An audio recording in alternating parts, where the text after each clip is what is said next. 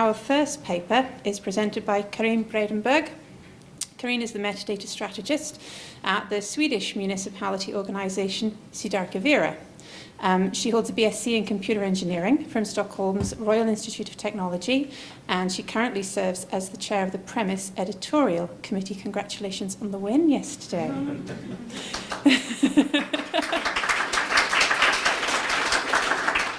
Karin's also co-chair of the Society of American Archivists Technical Subcommittee on Encoded Archival Standards, chair of the Digital Information Lifecycle Interoperability Standards Board, and is a member of the METS Board. Karin's co-presenter was supposed to be Carl Wilson. Unfortunately, he's not here today, but he is co-author. Karin and Carl's paper is on repository speed dating, a methodology for narrowing the field. Karin. So I hope this goes out correctly. And I actually have one more co-author, being Sven Schlarb from Austrian Institute of Technology. So, speed dating. Let's start speeding. You heard what my employer's name was. So yes, we work with digital archiving, and we do have a repository. That means that we get those ones and zeros to us. And yeah, quite frankly, we do have a repository, but we need to upgrade it. And why are there so many to choose from? Why don't we just have one solution? You know, that one ring and everything. We do have one thing. We have the OAS reference model, which actually gives us the terms and needed functions. Still, it doesn't give us a repository.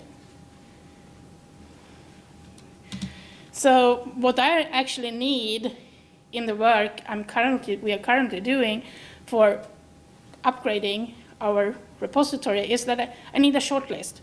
I can't have 50 options.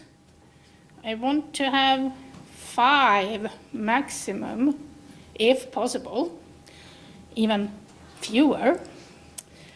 So what do I need? Well, I need Carl to be here to talk about the technical stuff.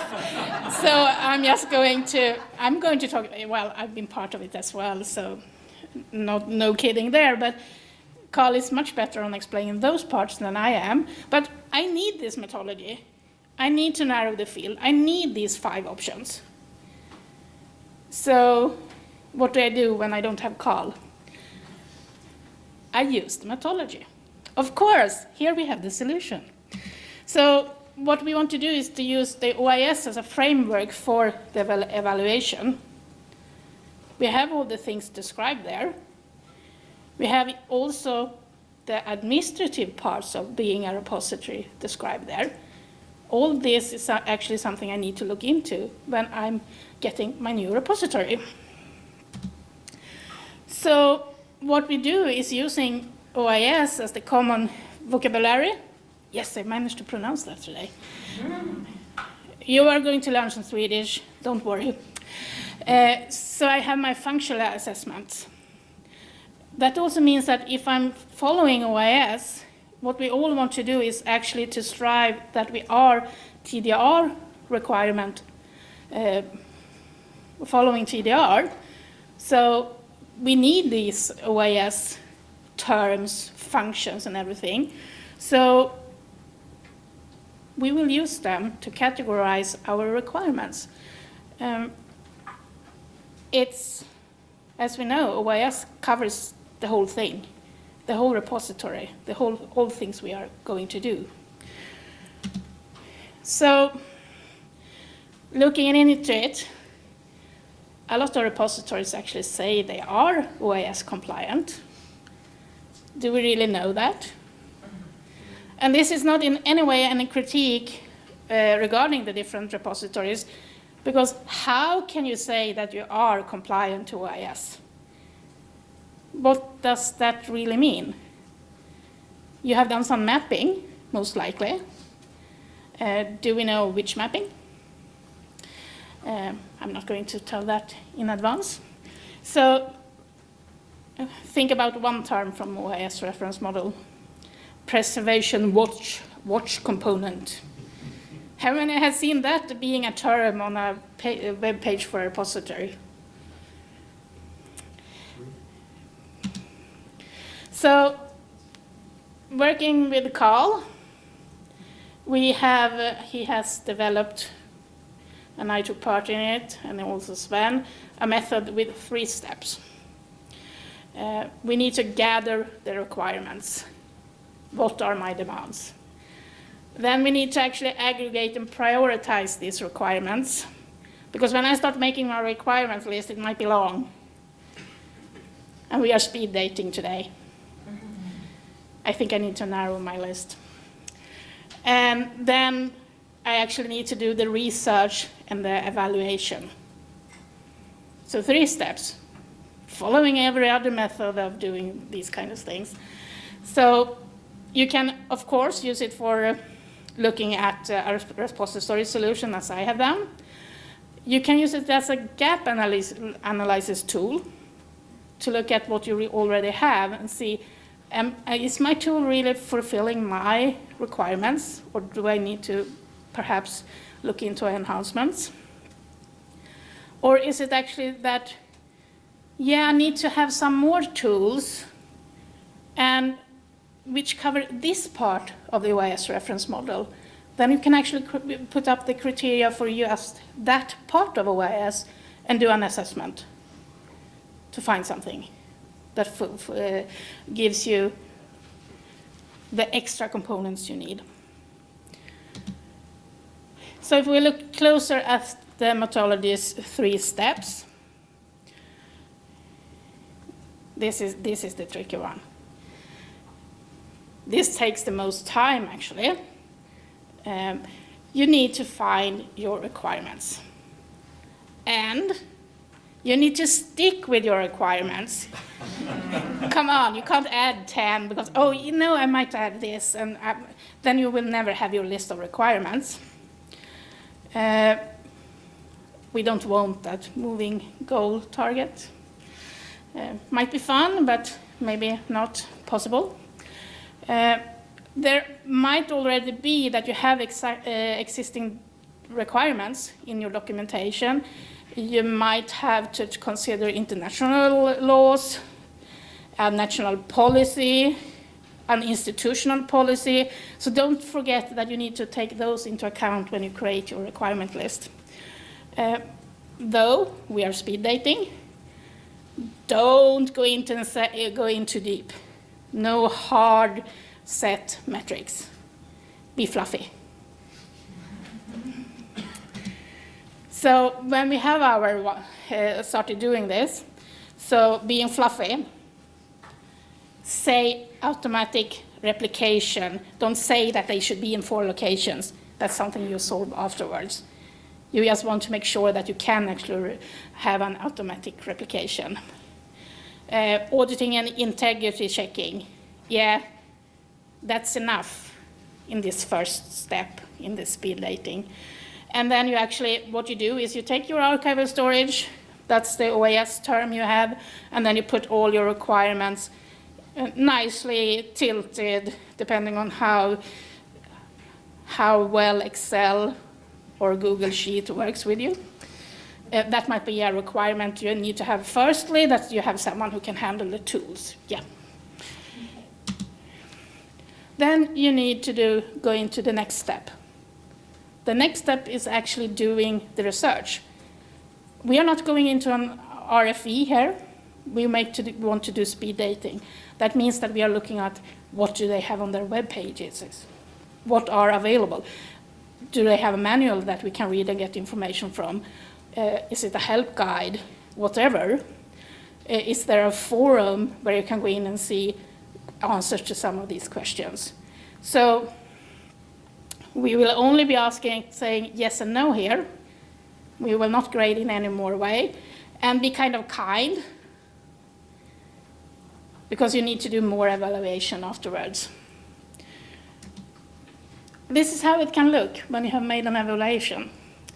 We have 4 solutions, and we have all our requirements, and we have been nice and kindly and answered yes and no. We have made a first way of seeing and getting a short list. Of course, there are limits. what's a methodology without limits.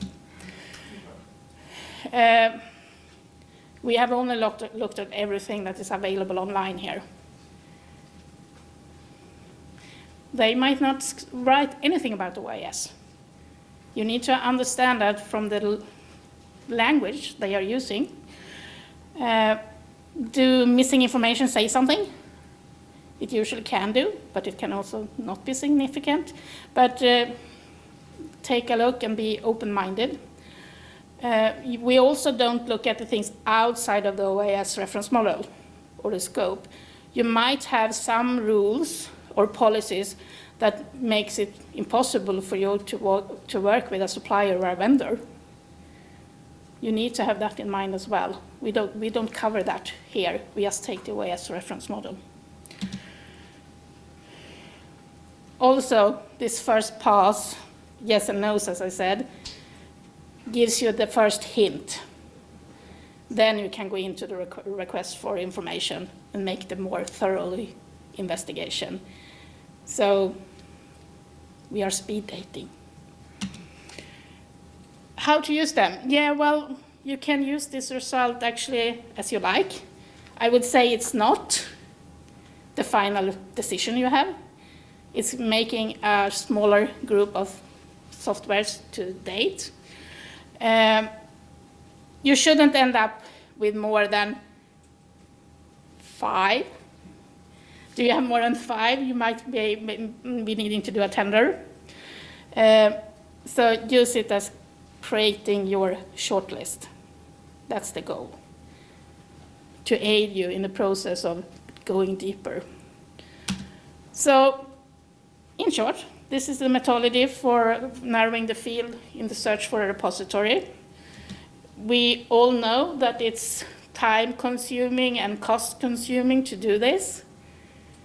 It's not something you do over a coffee break on a Friday. Even if speed dating might be, but yeah. And so this is actually the methodology to aid with narrowing the field. So what we have created is actually, and here comes the Swedish, OPF-OREM, the OIS Rapid Evaluation Methodology. So that's some speed dating and ending the first day of iPres. Thank you.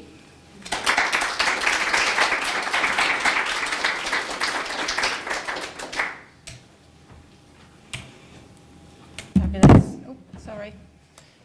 Thank you, Karin. This is a really great example of a quick wins approach to assessment that I think we're starting to see more of now. I'm mindful of, for example, RAM as well from the DPC. It's almost like a bit of a maybe not a backlash, but a response to the heavy hitters of repository assessment that were put together in the 2000s and the early 2010s. It's great to have such another diverse tool in the digital preservation toolbox. Elizabeth, do we have any questions online and do we have any questions in the room? So online I haven't seen any.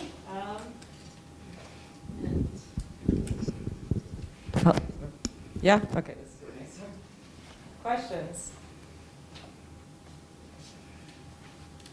No, everybody's ready to speed date. This is fine. I think you've sold us, basically. Yeah. Well, so I have one or two prepared. Hold on, let me take off my mask. So the first one you already answered with this last slide because I wasn't quite sure what the OPF's involvement was, other than that Carl was a co-author. Yeah, and they will actually, so OPF will actually take care of what we have done and be the host for it. I think it won't be this image in the final end, but I do have my solutions for it, since OREM in Swedish is meaning it's not a chord, so to speaking. So you can have a lot of fun with the acronym. And then, yeah, I guess maybe my other question, or like as regards to how this was developed and so on, was, you know, how does this compare to things like the NDSA levels of preservation, storage, the DLF levels of access? And that's a really good question that Carl would have been perfect to reply to. It's always nice to be able to say someone else should reply.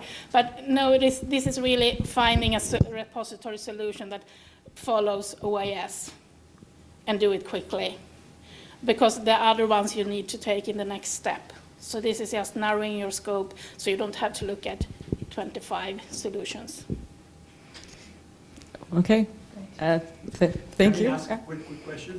Do you want to just wait for the microphone here? Oh, yes, I will use the microphone. Thank Stand up. All right, I'll stand up. Hello. Are there any templates or any use cases, anything that we can steal from and not do it from scratch? That's what I'm leaning towards OPF, that they will take care of. Aha. So that's that part. I have just been, what did you say, guinea pig? It's good. We'll pass through OPF. Thank you. Super. Right, thank you very much. Karin, round of applause, please. Thank you.